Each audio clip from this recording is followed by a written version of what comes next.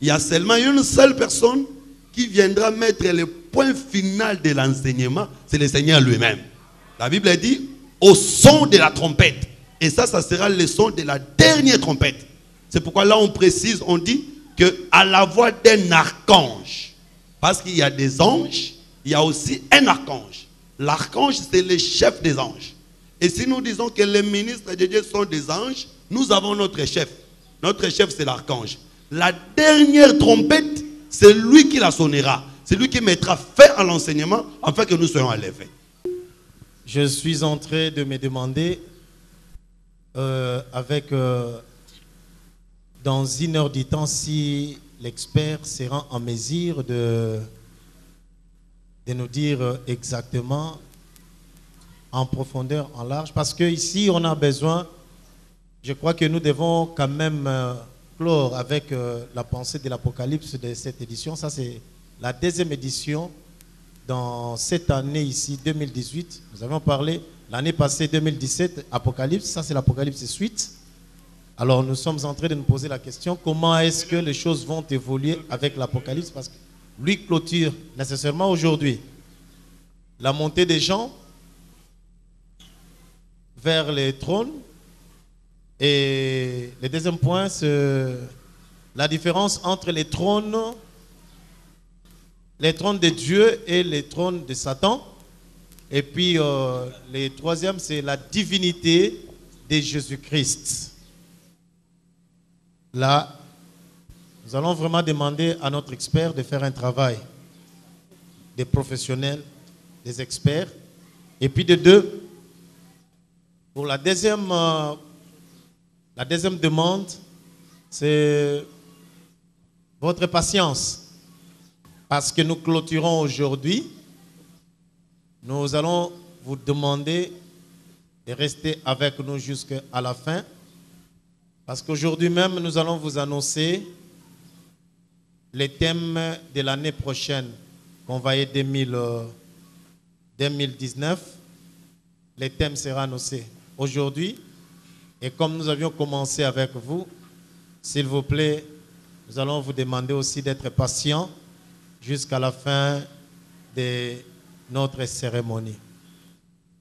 Comme la commission charismatique venait de le dire précédemment, l'orateur qui est en train de parler aujourd'hui, c'est à la personne de pasteur Jethro Mbaya. C'est un homme de Dieu bon. Nous sommes restés avec lui pendant et depuis beaucoup d'années.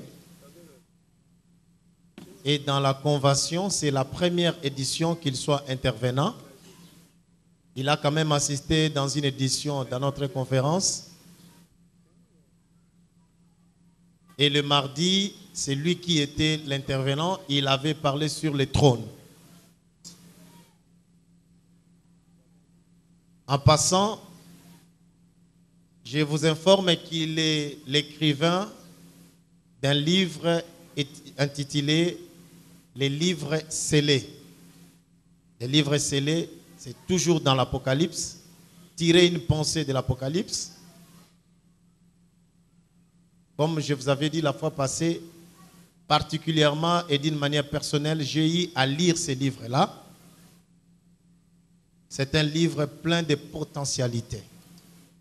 De la même manière qu'il est en train de prêcher la parole sans hérésie, c'est de la même manière qu'il a écrit son livre. Un livre bien concentré. Un livre plein de potentialités. Un livre plein de l'intelligence et de la sagesse, plein de connaissances. Je vous avais dit que vous ne regretterez pas. Moi, dans mes études, lorsque maintenant j'ai ajouté quand même un livre, j'ai ajouté un livre dans ma bibliothèque, un livre de l'Apocalypse écrit par l'un de nous, intitulé Les livres scellés. J'ai lu John Alexander, j'ai lu aussi Jethro Mbaya. Ce qui fait que je me sens heureux de lire quelqu'un qui est le nôtre.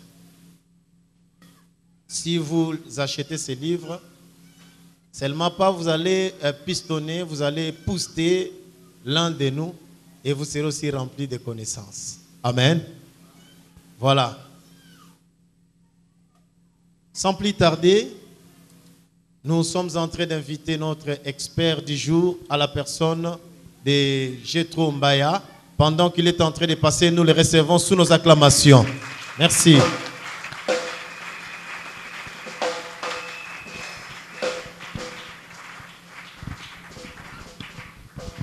Merci beaucoup, que le Seigneur vous bénisse. Je remercie notre Dieu pour la grâce qu'il nous a accordée, afin que nous puissions aujourd'hui arriver à la séance de clôture de cette grande conférence.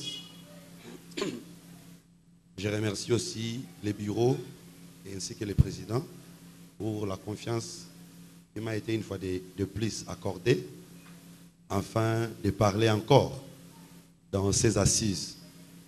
Je sais que c'est une grande responsabilité qu'on me donne de clôturer une si grande conférence. Parce que nous savons qu'il est écrit que mieux vaut la fin d'une chose que son commencement. Nous avons bien commencé, nous avons bien cheminé, mais nous devons aussi très bien atterrir. Sinon, ça ne sera pas intéressant. Et je prie le Seigneur qu'il nous donne la capacité d'être une bénédiction pour quelqu'un ce soir. Que mon Dieu vous bénisse. Est-ce que nous sommes dans la joie d'être là? Est-ce que nous pouvons acclamer juste pour la gloire de notre Dieu? Est-ce que nous pouvons exprimer notre joie? Le Seigneur nous a aidés. Le Seigneur nous a assistés. Le Seigneur nous a donné la victoire. Parce que c'est une victoire. Commencer un dimanche, terminer un autre dimanche. Que la gloire soit rendue à notre Dieu. Merci beaucoup. Nous continuons et nous allons essayer de conclure par rapport à ces assises sur ce qui concerne le livre d'Apocalypse chapitre 4. Le chapitre 4 du livre d'Apocalypse. Nous savons qu'à chaque fois que nous prêchons, nous ne mettons jamais un point à l'enseignement, nous mettons toujours un point virgule. Quoique même dans cette conférence, nous disons que nous avons mis un point pour ce qui concerne Apocalypse, mais vous remarquerez que même quand nous reviendrons l'année prochaine, nous allons toujours, d'une manière ou d'une autre, passer par Apocalypse. Parce que la Bible, c'est un tout. Quand on prêche Genèse, il y a Apocalypse dans Genèse. Quand on prêche Exode, il y a Genèse dans Exode. Quand on prêche la Bible, c'est un tout. Donc, nous ne mettons pas un point final, nous mettons un point virgule. Puisque l'enseignement continue. Il y a seulement une seule personne qui viendra mettre le point final de l'enseignement, c'est le Seigneur lui-même. La Bible dit au son de la trompette. Et ça sera le son de la dernière trompette. C'est pourquoi là on précise, on dit qu'à la voix d'un archange. Parce qu'il y a des anges, il y a aussi un archange. L'archange, c'est le chef des anges. Et si nous disons que les ministres de Dieu sont des anges, nous avons notre chef. Notre chef, c'est l'archange. La dernière trompette, c'est lui qui la sonnera. C'est lui qui mettra fin à l'enseignement afin que nous soyons enlevés. Donc l'enseignement continue et je crois que Convoyer continue aussi sa mission. Alors nous étions en train de parler les mardis sur le livre d'Apocalypse dans le chapitre 4. Nous allons faire la lecture rapidement et puis aborder notre sous-thème. Après cela, j'ai regardé et voici une porte ouverte dans les ciels. La première voix que j'avais entendue, comme le son d'une trompette, qui me parlait, dit, monte ici, je te ferai voir ce qui doit arriver dans la suite. Aussitôt je fus saisi par l'Esprit, et voici il y avait un trône dans les ciels. Et sur ce trône, quelqu'un qui était assis. Celui qui était assis avait l'aspect d'une pierre de jaspe et de sardoine, et le trône était environné d'un arc-en-ciel semblable à de l'émeraude. Nous avons dit ici, Jean, comme prophète, puisque nous sommes dans l'Apocalypse, nous ne pouvons pas considérer Jean comme une personne physique, mais nous devons considérer les différents mouvements des gens comme des enseignements. Bien-aimé, j'aimerais soulever un point important avant d'entrer dans la profondeur de mon message. Apocalypse, comme je l'avais dit, veut dire révélation. Est-ce que cela veut dire que le livre d'Apocalypse est facile à comprendre? Le livre d'Apocalypse est à comprendre noir sur blanc? J'ai dit non. Pourquoi? Prenez Apocalypse chapitre 1, verset 20. Dieu lui-même, le Seigneur qui parlait à Jean, il lui dit, les mystères de cette étoile que tu as vu, les 7 étoiles sont les 7 anges. C'est-à-dire, ce qu'il y a dans l'Apocalypse, nous ne pouvons pas dire que puisque l'Apocalypse c'est une révélation, cela veut dire que tout ce qui est écrit dans l'Apocalypse, nous devons les considérer dans leur sens littéraire. Non, non. Nous devons toujours chercher à comprendre quelle était la pensée de Dieu cachée derrière tous les symbolismes d'Apocalypse. Parce que n'oubliez pas, c'était une vision que Dieu donnait à Jean. Et j'aimerais ici établir une différence, que le Seigneur m'aide avec le temps. Établir une différence entre les différentes catégories des livres dans la Bible. Vous savez que la Bible, c'est l'ensemble de plusieurs livres. Et ici, nous avons 2 catégories de livres. Nous avons des livres de l'Ancienne Alliance et des livres de la Nouvelle Alliance. Où est-ce que l'Ancienne Alliance a commencé? Depuis Genèse. Et où est-ce que l'Ancienne Alliance prend fin? Les uns disent dans Malachie, moi je dis non, parce qu'une alliance a toujours été inaugurée par le sang. C'est que la Nouvelle Alliance commence quand on donne le sang. Et c'est Matthieu 26. Jésus dit, ceci est mon sang, le sang de la Nouvelle Alliance. Donc nous comprenons que quand Jésus était né, c'était toujours l'Ancienne Alliance. Jésus a marché dans l'Ancienne Alliance. La Nouvelle Alliance commence quand Jésus-Christ est mort. C'est pourquoi nous avons raison de dire que la Nouvelle Alliance commence avec les Actes des Apôtres. Le premier livre de la Nouvelle Alliance, c'est les Actes des Apôtres. Donc à partir des Actes des Apôtres jusqu'à Apocalypse, c'est maintenant la concrétisation de ce qui a été dit dans l'Ancienne Alliance. C'est pourquoi la Bible dit, la loi, les psaumes et les prophètes ont parlé de moi. Nous voyons cela dans la Nouvelle Alliance. C'est pourquoi vous verrez l'apôtre Paul, par exemple, quand il prêche, il dit, il est écrit dans la loi, tu ne miseras pas le bœuf quand il fout le grain. Et Dieu parlait-il de bœuf ou il parlait de nous? Vous voyez, dans la Nouvelle Alliance, les apôtres sont en train d'interpréter les choses qui sont écrites dans l'Ancienne Alliance. C'est pourquoi dans la Nouvelle Alliance, nous ne pouvons plus interpréter. Dans la Nouvelle Alliance, nous prenons ce qui est dit et nous l'appliquons.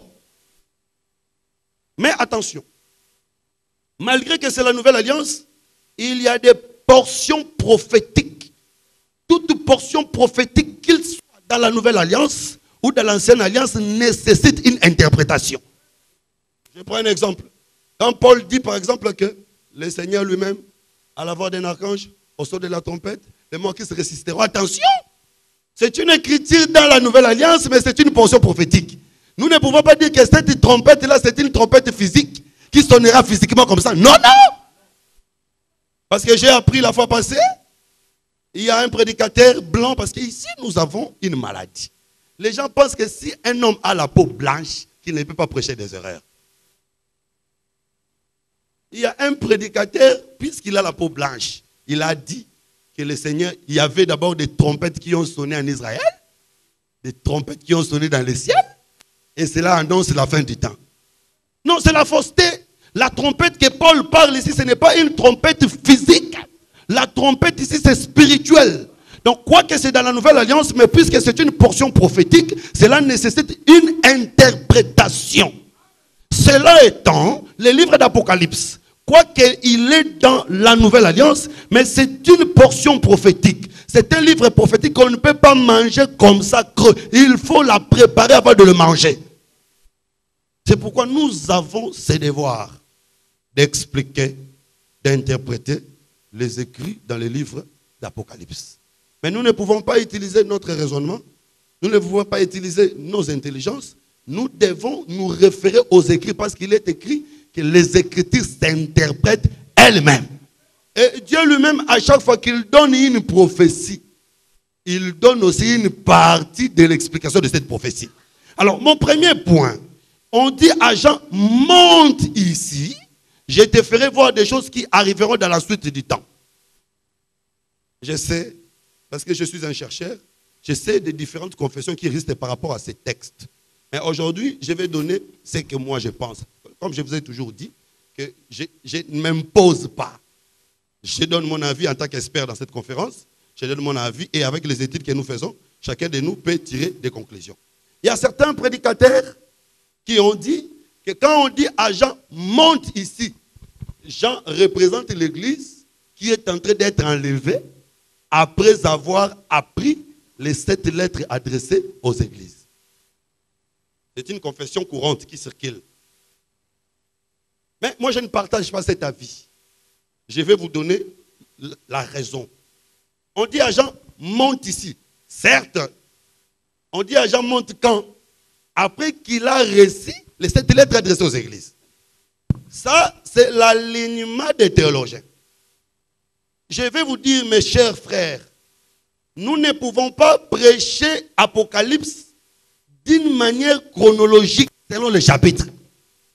Si nous prêchons Apocalypse d'une manière chronologique selon les chapitres, nous allons nous tromper. Remarquez, Apocalypse 10, un ange puissant descend. Il met un pied dans l'eau et sur la terre. Il crie et les 7 tonnerres se font entendre. Il dit bientôt, les mystères de Dieu seront accomplis. C'est un temps, c'est un événement. Apocalypse 11, on nous parle sur le ministère de Dézouin. Apocalypse 12, on nous parle sur la femme enveloppée du soleil. La femme enveloppée du soleil, quoi qu'il y a aussi des confessions, ou plusieurs confessions, mais nous disons nous tous que c'est l'image de l'église, qui n'est pas un peuple terrestre, mais qui est un peuple céleste, qui est enveloppé de son époux qui est le soleil. Directement, nous comprenons qu'Apocalypse 12, c'est le temps de l'église. Il y a l'église qui est au ciel. Quand l'enfant sera enlevé, la femme ira dans le désert. C'est ça maintenant la grâce qui rentre en Israël. Mais ce qu'on nous parle dans Apocalypse 10 ne s'accomplirait pas avant Apocalypse 12. Parce que l'ange puissant ne viendra pas si l'enlèvement n'a pas encore intervenu, n'est pas encore intervenu. Mais quand les théologiens sont en train de classer les chapitres, ils ont placé 10 avant 12. Alors si vous prenez des choses d'une manière littéraire, vous allez échouer. Que le Seigneur vous bénisse. Et d'ailleurs, on parle sur le ministère de la bête dans Apocalypse chapitre 13, dans sa première partie. On parle sur le ministère de la bête. La bête qui monte, qui va régner, qui va donner la marque de la bête et tout et tout. Mais on parle sur le ministère des 2 témoins dans Apocalypse 11. Mais lisez la fin d'Apocalypse 11, vous allez voir qu'il y a des événements qui s'accompliront après, mais qui est placé dans 11. Donc nous ne pouvons pas prendre les livres d'Apocalypse d'une manière chronologique. C'est pourquoi.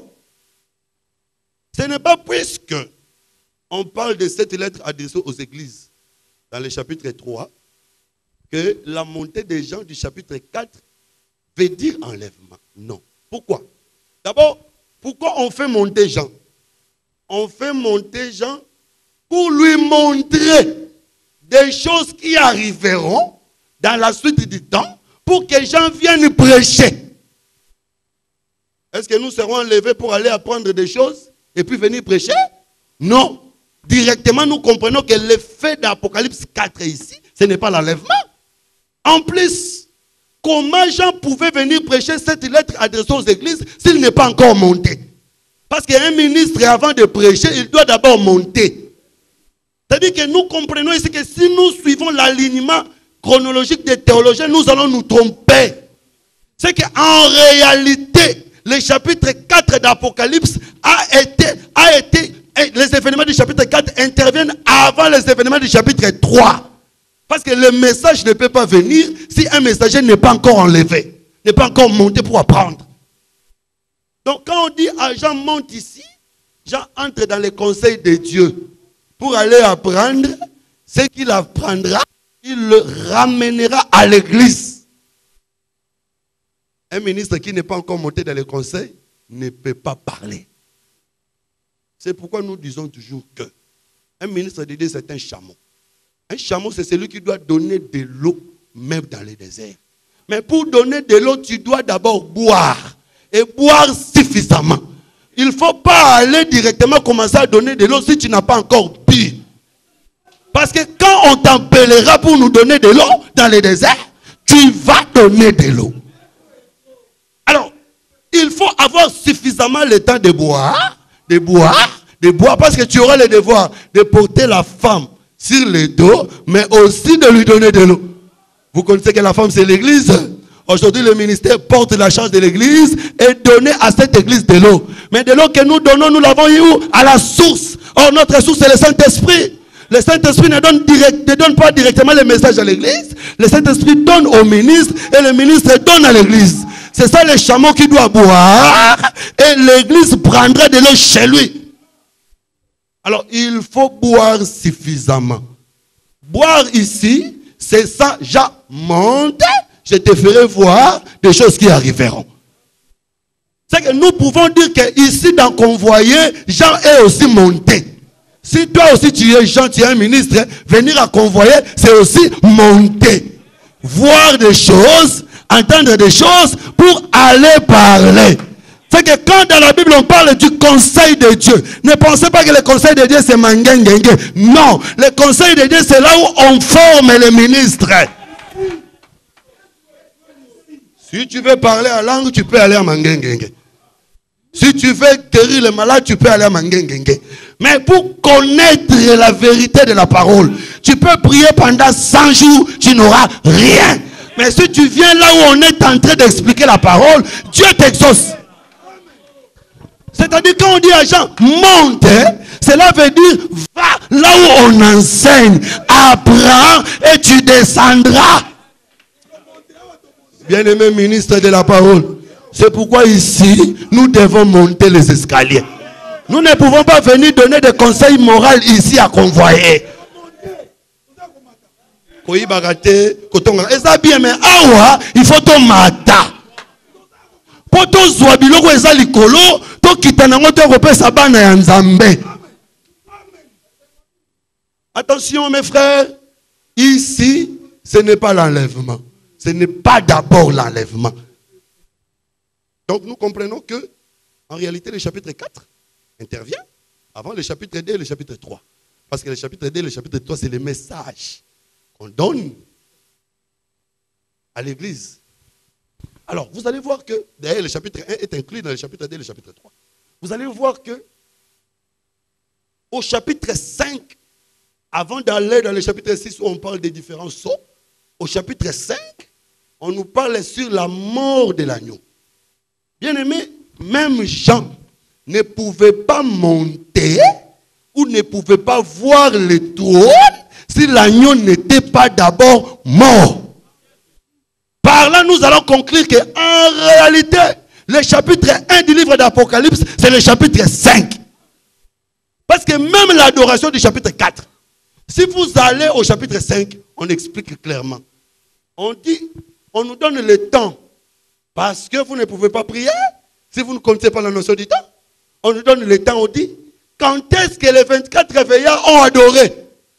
Quand est-ce que les 24 réveillards ont jeté leur couronne? Quand l'agneau s'est levé, a pris le livre, a brisé le sceau, les 24 réveillards ont adoré.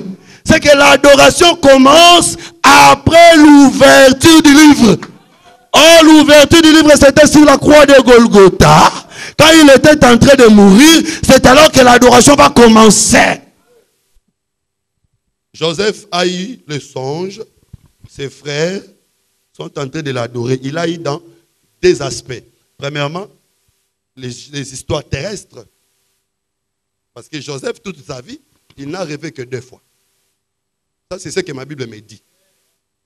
Le premier rêve, il a vu les gerbes de la terre, machin, en train de l'adorer. Ses frères ont interprété. La deuxième fois, il voit les étoiles, la lune et le soleil. Son père interprète.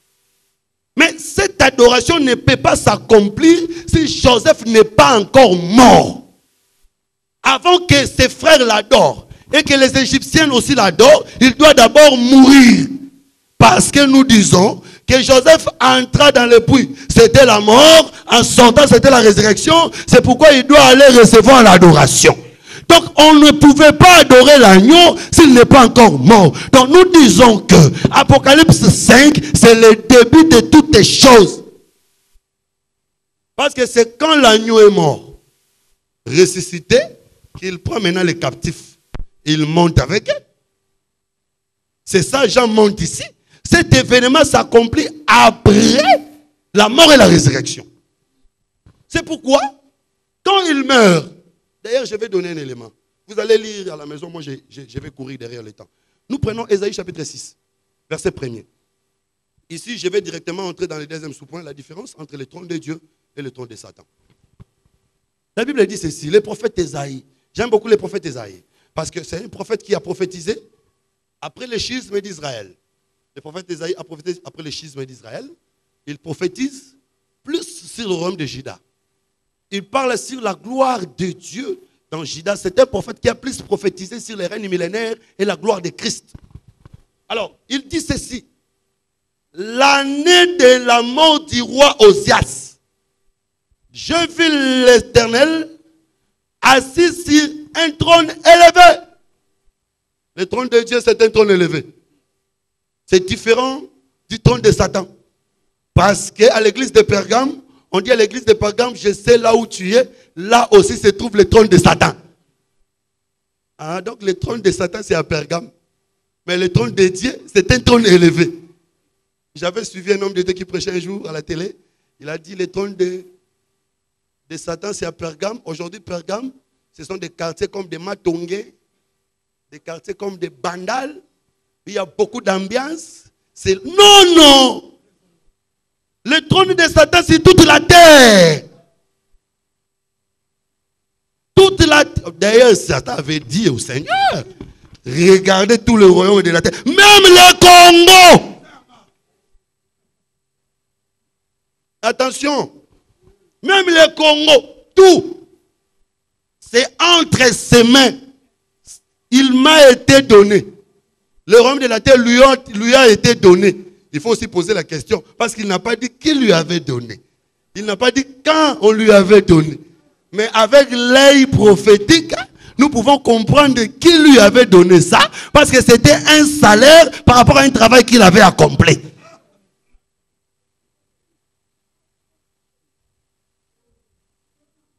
Heureusement, il n'a pas dit que je l'ai acquis. Non, on lui a donné. C'est que puisqu'on lui a donné, on peut aussi lui ravir.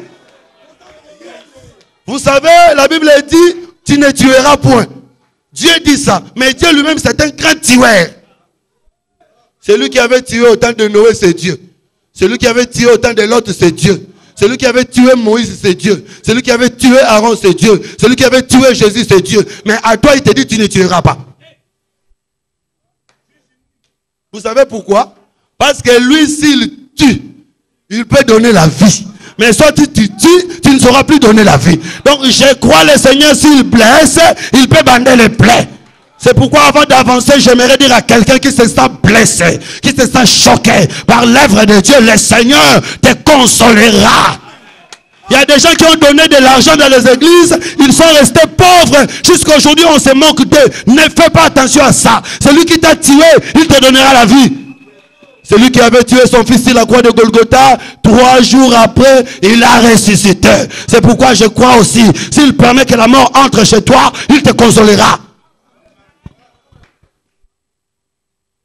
Que le Seigneur Jésus-Christ vous bénisse. Que le Seigneur Jésus-Christ vous bénisse. Que Jésus vous bénisse. Donc nous comprenons ici que puisqu'on lui a donné, c'est lui qui lui a donné, peut aussi ravir. Mais on lui avait donné où? Au commencement, quand il a séduit l'homme. Moi je crois que le serpent d'Éden n'est pas Dieu, c'est Satan. Mais qui lui avait envoyé? Dieu. Oui. Parce que Dieu, comme père, il collabore avec Satan. C'est pourquoi il doit venir comme fils pour détruire les œuvres. Il est bien écrit que le Fils de Dieu est apparu pour détruire détruit les œuvres de Satan. Mais quand il était père, il n'a jamais détruit les œuvres de Satan. C'est pourquoi on ne peut pas chasser les démons au nom de Jéhovah. Il ne partira pas. Parce que Jéhovah collabore avec Satan. Pour chasser les démons, il faut chasser au nom de Jésus. Mais je suis dans les Écritures, non? C'est pourquoi il ne faut pas dire que la présence de Dieu, c'est l'absence totale de Satan. Mensonge. Dieu était avec ses anges. Le diable est passé. Ce n'est pas le diable qui a appelé Dieu. Dieu a appelé Satan. Satan, viens. Viens. Oh, tu vois. Il dit, je viens de parcourir la terre. Attention avec parcourir. Les verbes parcourir, c'est pourquoi il ne faut pas expliquer la Bible avec le dictionnaire français, vous allez échouer. Parce que il y a certains mots qui n'ont pas la même signification dans les dictionnaires que dans la Bible. Je prends l'exemple du mot vérité. Dans la Bible, la vérité, c'est la grâce. La loi a été donnée par Moïse, la grâce et la vérité par Jésus. C'est que tout ce qui est dans la loi n'est pas la vérité. C'est pourquoi, quand vous allez expliquer la vérité selon le monde, vous n'allez pas vous raccorder avec ce que la pensée de la Bible. Parcourir selon la Bible, c'est dominer. C'est que quand Satan dit que je viens de parcourir la terre, il est en train de dominer la terre. C'est ça le trône de Satan qui est sur la terre. Le Seigneur l'appelle.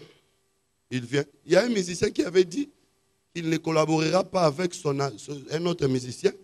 Maintenant Satan va au solo. Quand moi pas témoin de Jéhovah.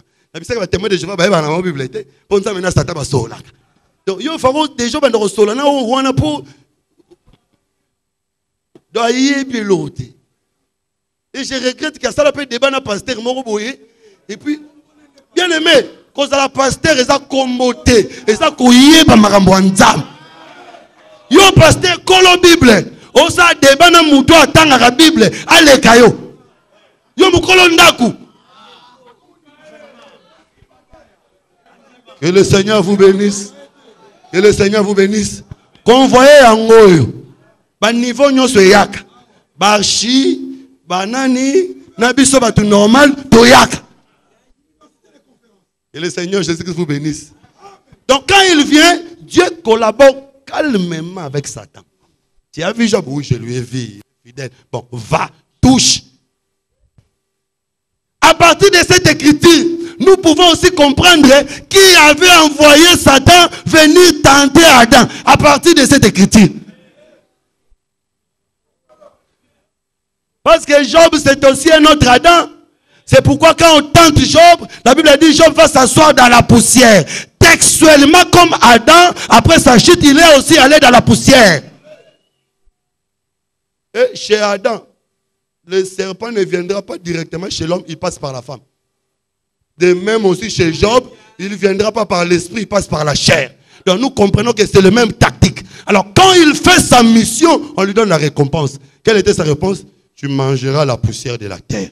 Manger dans la Bible veut dire dominer. Mais attention, malgré qu'on lui donne la poussière de la terre, il y a un peuple de Dieu qui est sur la terre. Satan, son trône, c'est sur la terre, mais il y a une ville que Satan ne peut pas contrôler. C'est ça l'objet de ma prédication aujourd'hui, mes frères. Nous sommes dans une terre contrôlée par le diable. C'est comme Israël en Égypte. Goshen n'était pas sous la direction de Pharaon. Goshen, c'était une ville éclairée malgré c'était l'Égypte. Malgré que le diable est en train de parcourir la terre, il y a quelqu'un qui sera différent des autres. C'est pourquoi nous avons besoin d'un groupe de gens. Nous avons besoin d'une église qui sera différente des autres. Nous avons besoin d'un groupe de jeunes qui seront différents des autres.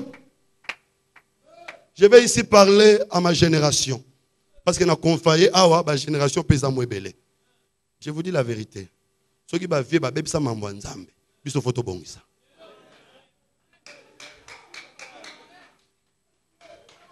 Natangu nyonso ezaka na batu o nzamba zwaka na nzela na bango mambo ebonga. Évitons des choses qui ne glorifient pas Dieu. Ce qui Satan a régné dans mokili, a régné dans bisote. S'il y a des divisions, il y a la haine, d'accord, des conflits inutiles. On même là pasteur, on a pasteur, on va y aller. Bah ouais la nini. Bah ouais la nini. Bah ouais la nini. Bah vieux boza, boli misanga, bah ouais la ka nini. Oso bah ouais la bandimi, tous arabatu na binote. Biso arabatu a Yesu. Bon, soyez peut toya toya la rabinote. Toya pour le royoka matéria. Bon, Yesu a moko. Boko ouais la Yesu na nan. Ozota la wapi. Hein? Que le Seigneur Jésus-Christ vous bénisse. C'est pourquoi nous n'allons pas nous entretuer. Si on a vu que prophétie bien, on a besoin de prophétie dans Lukaï.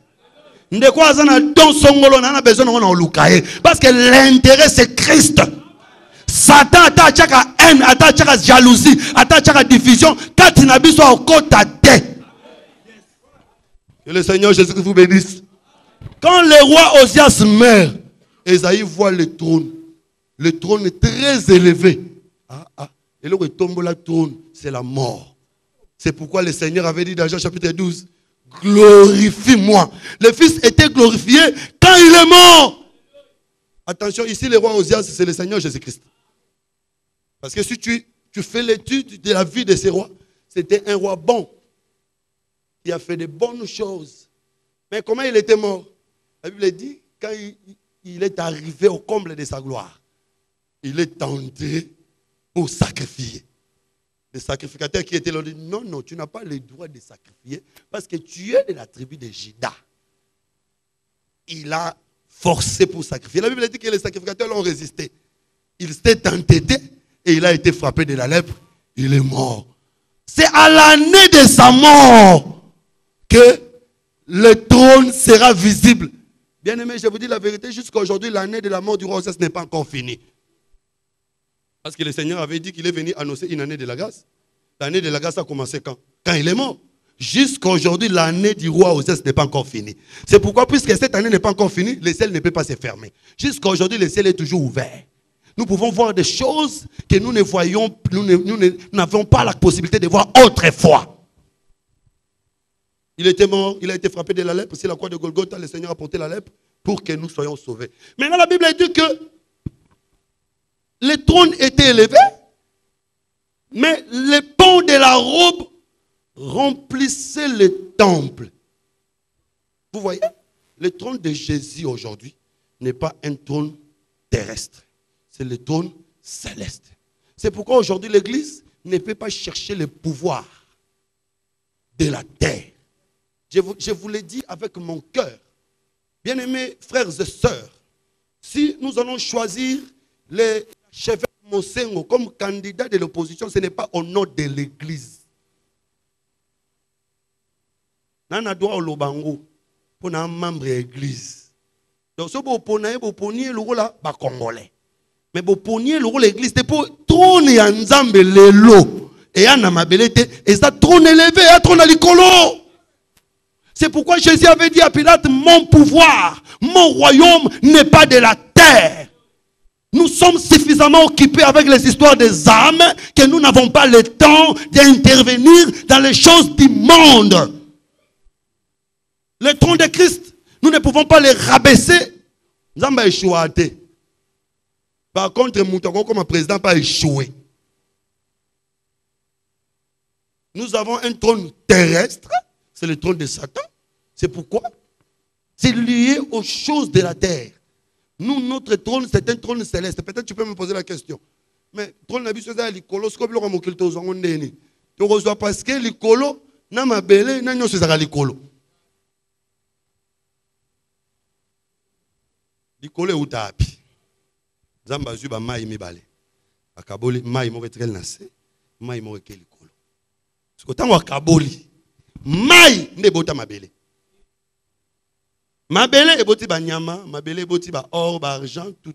Maintenant na bota mabele, mai. Ce que mai yo atekala na se muso akendaka likolo. C'est que o akendaka likolo, azape capable wa bota mabele, ya bota pe ba nyama, ya bota tout asa capable.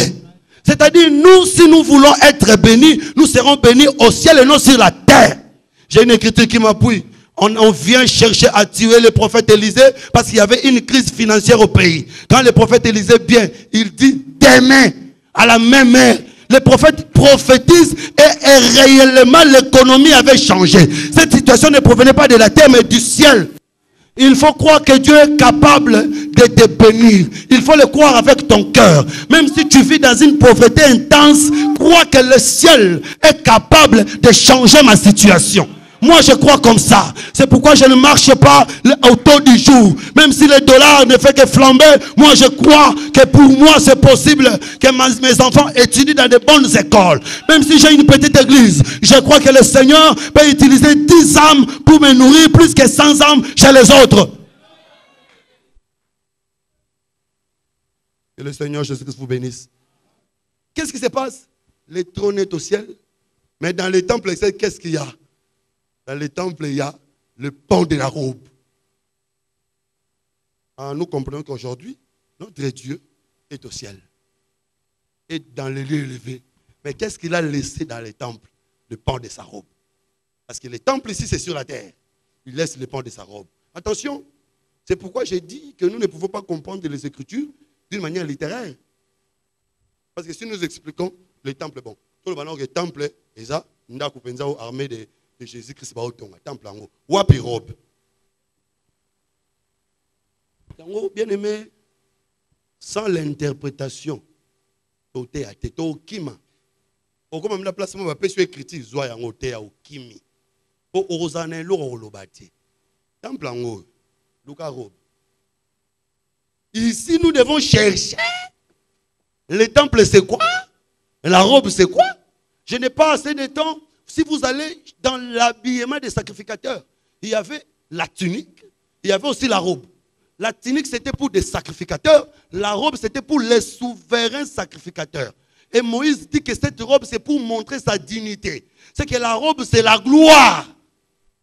C'est pourquoi quand vous allez dans Apocalypse chapitre 1, le Jésus qui vient, c'est un Jésus qui a porté une longue robe. C'est pour dire que c'est un Jésus qui est venu dans la gloire. Lisez la Bible. Quand il était venu dans sa première venue, il ne portait pas la robe, il portait la tunique. La tunique, c'est l'humiliation. La robe, c'est l'élévation. C'est pour dire que quand Dieu prend sa robe, il laisse tomber dans le temple. Le temple ici, ce n'est pas une maison physique. Le temple, c'est l'église. La robe qui est dans l'église aujourd'hui, c'est la gloire de Dieu. Malgré que le trône n'est pas sur la terre, mais nous pouvons voir, nous pouvons contempler la gloire sur la terre. En attendant que nous allions palper du doigt le trône. C'est que la robe ici, c'est le miroir qui nous montre comment est-ce que le trône sera. Parce que l'apôtre Paul dit, aujourd'hui nous voyons comme un moyen d'un miroir. C'est comme Rebecca, avant d'arriver au champ pour rencontrer Isaac. Rebecca connaissait Isaac, mais par les miroirs. Vous savez, les miroirs, c'était l'enseignement du serviteur le plus ancien. Donc l'enseignement, c'est le miroir qui nous décrit comment est notre Dieu. Nous écoutons, nous écoutons. C'est que c'est la robe.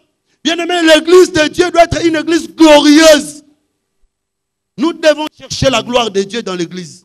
Le miracle, la puissance, nous ne pouvons pas l'exclure. Parce que malgré que le trône n'est pas là, mais la robe est là.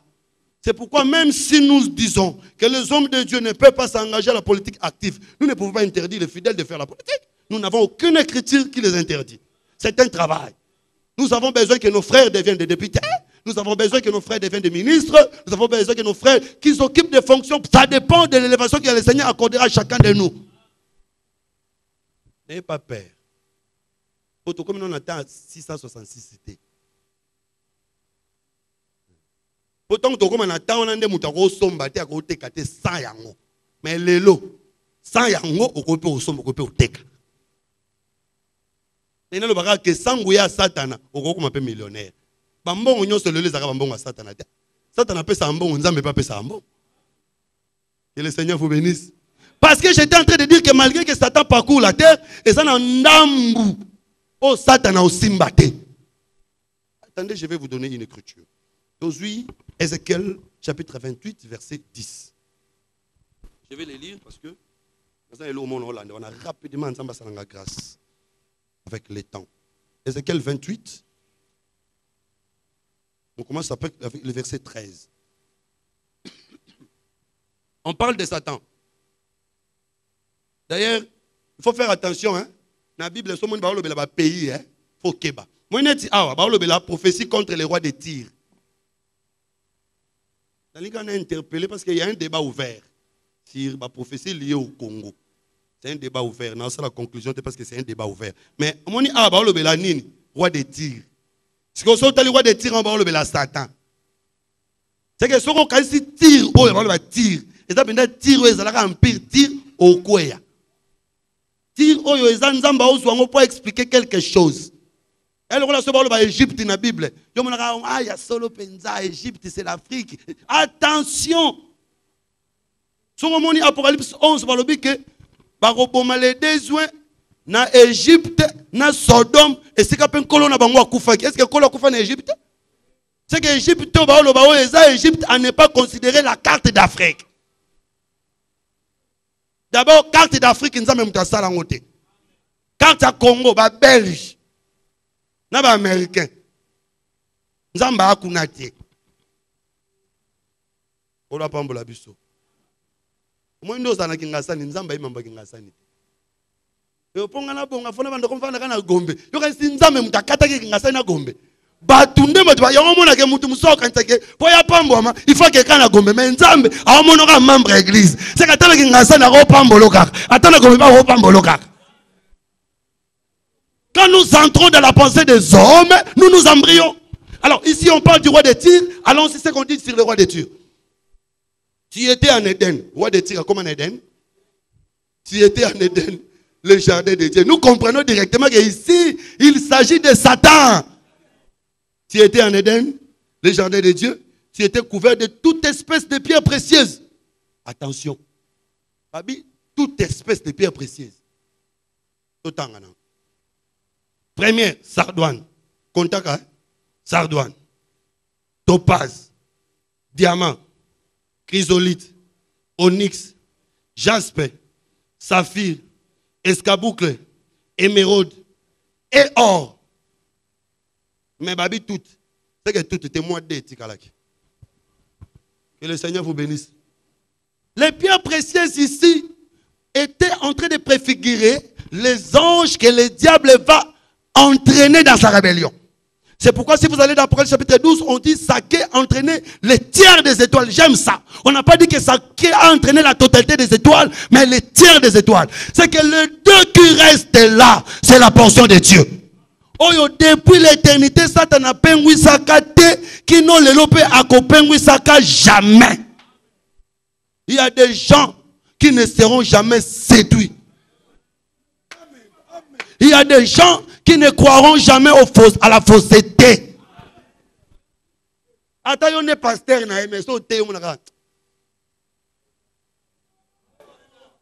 ça c'est la race. Il y a Josaphat.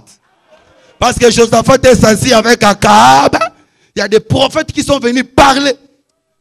Et l'on m'a prouvé Josaphat que Mamboine est Mambalukuta. Mais intérieurement, il faut symbole à 4. Quand un homme de Dieu parle, tu dois sentir un courant intérieur. C'est pourquoi même pour dire Amen, il faut que le routine à 4. Il faut venir 4. Donc malgré, c'est pourquoi il y a des gens aujourd'hui, atayo yenenenini, na jipa munene, na mbongo ebele, so te fausseté, ataya yebine Bible était. Ah, ça ne tient que rien, oui, ça y est. Parce que depuis l'éternité, asa parmi les deux pierres, on nzamba pimela Satan. Bien aimé Satan, asa na bateau nzamba pesa ye, après na bateau nzamba pesa yete. J'aimerais que ce soir, celui qui m'écoute soit parmi les deux pierres qui ne seront jamais emportées par la queue de Satan. Et je vais aller même jusque dans ta famille. Bien aimé, ta loka famille tout. Et quand tu as loka té. Ça la exception. Ataba bo mabana mibali nyonso. Baba ko na fleuve emela bango. Et quand mwana mobali moko au fleuve emela té. Fleuve emela yo té au nom de Jésus. Oh, basi barobala te yo robala na kombo na Yesu. Oh, mibali barobala te au nom de Jésus. J'aimerais que même à la tchangu que tu fasses l'exception. Ah, c'est pourquoi même quand Jéroboam va séduire, va emporter Israël, Jéroboam n'apportera pas toutes les 12 tribus. Ici, le roi de Tyr, c'est aussi Jéroboam, qui avait emporté 10 tribus, mais 2 tribus vont rester. Ah, là, nous comprenons directement, heureusement, 2 tribus, moi, je suis Rachel, moi, je suis Léa. C'est très important, parce que dans la Bible, Léa parle aussi de nous les nations, parce que Jésus a né Rachel, mais abandonné na Léa, a na Rachel. Donc Léa a la Bible sur la nation, Rachel a la Israël. C'est que na kati ya nation, ils ont un bateau nzamba sauver, na Israël peut, ils ont un bateau nzamba sauver. Combien seront sauvés en Israël? 144 000. Na kati ya nation, c'est l'épouse qui sera enlevée, malgré la puissance de Satan aujourd'hui. N'aie pas peur. Même si le diable est là, même si le diable travaille, je crois bien aimé qu'il y a des gens qui ne seront pas séduits. Jézabel a tapé où ça va tout nyos. Akab a joué l'angana été. Le Seigneur vous bénisse. C'est pourquoi permettez que nous allons encore dans la profondeur parce que toi l'écolo. Aujourd'hui, Daniel chapitre 8, verset 10, vous allez lire à la maison. Daniel chapitre 8, verset 10. Toujours comparer, toujours analyser en gros dans Apocalypse chapitre 13 verset 5. Daniel chapitre 8 verset 10. Nzamba dans le temple, oh gloire est dans le temple. Nous expliqué que le temple est un temple physique, c'est une église, temple spirituel. Parce que tu as aucun dépend dans le temple d'Israël, tu expliquer en gros. Alors qu'est-ce qui se passe ici? Dans Daniel chapitre 8, Nzamba a Daniel, comment est-ce que l'abomination va entrer dans les temples? Comment est-ce que les faux Christ, les faux dieux, lisons, c'est important. Daniel chapitre 8, nous prenons le verset 10. Je vais aller rapidement. Elle s'élèvera jusqu'à la main des cieux. Elle fit tomber à terre une partie de cette armée et des étoiles. Ici, on parle du diable. Elle les foula. Elle s'éleva jusqu'au chef de l'armée et enleva les sacrifices et renversa les liens de son sanctuaire. L'armée fut livrée avec les sacrifices perpétuels à cause du péché. La corne jeta la vérité par terre et réussit dans ses entreprises.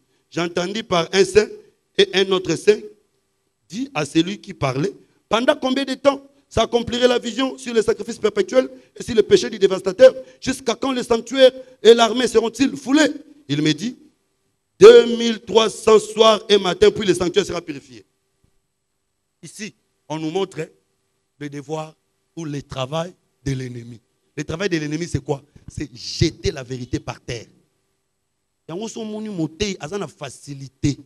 Il y a une Bible, mais il y a facilement à changer. Il fait le travail de la corne. Il jette la vérité par terre. Mais on nous montre, on dit quoi? La vérité sera jetée par terre pendant 2300 soirs et matins. Puis le temple sera purifié. J'insiste, le temple dont on parle ici, ce n'est pas le temple physique. Je vais arriver. Le temple ici, c'est le peuple. Maintenant, 2300 soirs et matins, et ça 2300 jours, parce que tu vas faire Pereira. Babi, 2300 soirs et matins. Et ça, là, combien de jours? Hein? Pardon? Pour être divisé par deux. Ah, au moins, on a un piège. 1260. 2000, dans la Bible, 2300 soirs et matin. Et ça, combien de jours? Hein? 1150. Parce qu'un jour égale soir et matin. Jour mort égale soir mort, non matin mort. S'il vous plaît. Jour, le temps. Non.